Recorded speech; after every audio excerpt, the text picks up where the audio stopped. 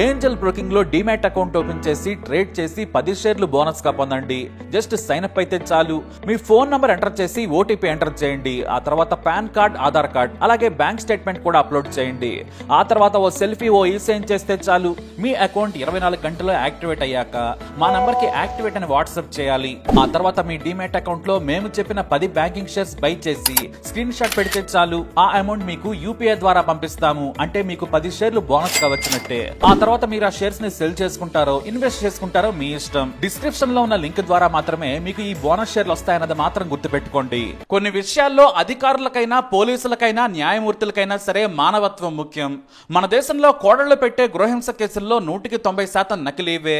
భర్తతో విభేదాలున్నా సరే వృద్ధులైన అత్తామామ మీద కూడా కేసు పెడతారు.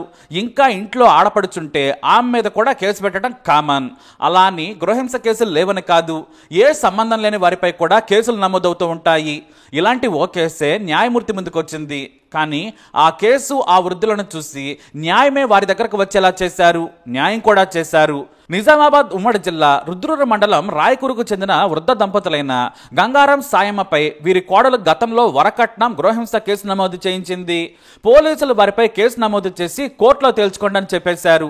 ఆ కేసు సాగుతూనే ఉంది. కానీ సాయమ్మ, గంగారాంలు నడవలేరు, వృద్ధాప్యంలో ఉన్నారు. కానీ కోర్టు కేసులకి ఖచ్చితంగా హాజరు కావాల్సిందే, లేదంటే వాళ్ళు జైలుకు కూడా వెళ్లాల్సిన పరిస్థితి రావచ్చు. అందుకే చట్టం అంటే భయంతో హాజరవుతూనే ఉన్నారు. పాపం వాయిదాలు సాగుతూనే ఉన్నాయి. అలాగే ఏప్రిల్ 27న బోధన్ కోర్టు హీరింగ్ కు వచ్చారు గంగారాం, సాయమ్మ. వారి కేసు విచారణకు వచ్చింది.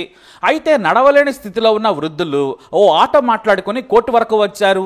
వాస్తవానికి వాళ్ళు అసలు రాలేకుండా ఉన్నారు, కానీ అక్కడ వరకు వచ్చారు. కానీ అక్కడి నుంచి కూడా నడవలేకుండా ఉన్నారు. దీంతో కేసు హీరింగ్ సమయంలో న్యాయమూర్తి అడిగారు. Judicial first class magistrate Sai శివకు లాయర్ గారు విషయం చెప్పారు. వాళ్ళు నడవలేరు సార్, కోర్టులోనికి మెట్లకి రాలేరు, వృద్ధులు కోర్టు బయట ఉన్నారని చెప్పారు. దీంతో న్యాయమూర్తి వెంటనే బెంచ్ దిగి వచ్చేశారు. వారిపైన నమోదైన కేసు వివరాలను తెలుసుకున్నారు. వెంటనే వారి ఆటో దగ్గరకే మొత్తం కోర్టును తీసుకొచ్చారు న్యాయమూర్తి.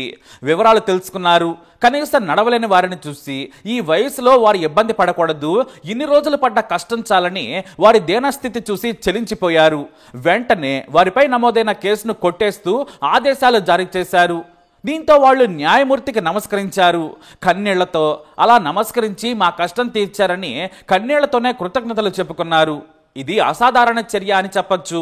కక్షిదారుల పరిస్థితులను చూసి న్యాయమే వారి దగ్గరకు వచ్చింది. ఆ న్యాయమూర్తికి మనం అభినందనలు తెలియజేయాల్సిందే. చట్టమే కాదు, ప్రతి కేసులోనూ లా చూసుకుంటూ పోతే కుదరదు. దానికి మానవీయ కోణం కూడా స్పృశించి న్యాయం చెప్పాలి. ఆ న్యాయమూర్తి అదే చేశారు. ఎందుకంటే పదే పదే కోర్టుకు వచ్చేలా న్యాయమూర్తి వాయిదా వేయలేదు. వెంటనే కేసును కొట్టేశారు, తీర్పు కూడా చెప్పేశారు. ఇలా న్యాయం దక్కితే అంతకన్నా కావాల్సిందేముంది? మామూలుగా గృహహింస కేసుల్లో పోలీసులే నిజానిజాలను తేల్చి పరిష్కరించేలా చొరవ చూపాలి. 1కి 2 సార్లు పరిష్కరించుకోమని చెప్పాలి. న్యాయం ఎటువైపు ఉందో చూడాలి. కానీ మహిళా హక్కులు బలంగా ఉండటం, మహిళల వైపే న్యాయం మొగ్గుచూపుతూ ఉండడంతో కేసులు ఎక్కువ అవుతున్నాయి. విమర్శలు, వివాదాలు మాకెందుకని పోలీసులు కోర్టులో తేల్చుకోండి, జీవితకాలం మీకు సరిపోతుందని వదిలేస్తున్నారు. కానీ జెన్యున్ కేసుల్లో పోలీసులే చొరవ తీసుకుంటే ఎవరికి ఇబ్బంది ఉండదు, కోర్టు సమయం కూడా వృధా కాదు.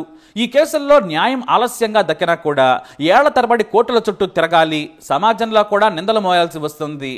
ఏదేమైనా ఆ న్యాయమూర్తి వృద్ధ దంపతులకు జీవిత చర్మాంకంలో నరకం నుంచి బయటపడేశారు. తప్పకుండా ఆ న్యాయమూర్తి చేసిన పనికి అభినందించాల్సిందే. మరి మీరేమంటారు? మీ అభిప్రాయాన్ని కమెంట్ ద్వారా తెలియజేయండి. వీడియోని లైక్ చేయండి, షేర్ చేయండి, మా ఛానల్ని సబ్స్క్రైబ్ చేసుకోండి.